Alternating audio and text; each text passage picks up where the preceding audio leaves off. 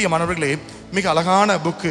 இந்த புக்கில் கடவுள் மனிதனான காவியம் என்பதை மரிய வால்டோட்டா என்கிற புனிதர் இதை எழுதியிருக்கிறாங்க. இந்த புத்தகத்தில் மாதாவை பற்றி நிறைய கருத்துக்கள் இருக்கிறது.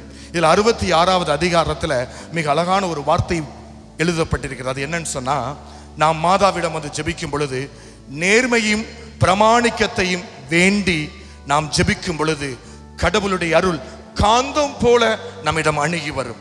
நம்ம எதுக்காக ஜெபிக்கணுமா? நேர்மைக்காகவும் பிரமாணிக்கத்திற்காகவும் நாம் ஜெபிக்க வேண்டும்.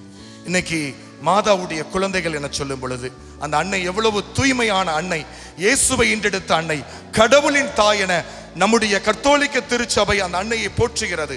அந்த திரு அவையின் குழந்தைகள் நாம் இன்னைக்கு மாதாவை பார்த்து ஜெபிக்கும் பொழுது, மாதாவை நானும் நேர்மையாக பிரமாணிக்கமாக இருப்பேன் என சொல்லி அந்த தாய்மறை முன்னாடி நின்று கரங்களை குவிக்கும் பொழுது ஆண்டவருடைய அருள் காந்தம் போல உங்களை சூழ்ந்து கொள்ளும். ஆண்டவருடைய அருள் உங்களை பாதுகாக்கும்.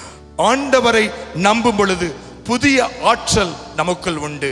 ஆண்டவரை நம்பும் பொழுது நாம் மேலே உயர்ந்து பறந்து செல்வோம். ஆண்டவரை நாம் நம்பும் பொழுது நாம் சோர்வடைந்து போக மாட்டோம். இப்படிப்பட்ட நம்பிக்கையை கற்றுத்தரக்கூடிய அந்த அன்னை மரியாளை பார்த்து நேர்மையுடனும் பிரமாணிக்கத்தோடும் தாகத்தோடும் இயேசுவை விட்டு விலக மாட்டேன் என்கிற ஒரு உறுதியோடும் நானும் நீங்களும் இன்று ஜெபித்தால் அன்னை மரியாளிடம் இருந்த அந்த அருள் நிறைந்த அந்த பார்வை நம் ஒவ்வொருவரையும் குணப்படுத்தும், வழி நடத்தும், நிறைவுபடுத்தும், அதிசயங்களை கொடுக்கும்.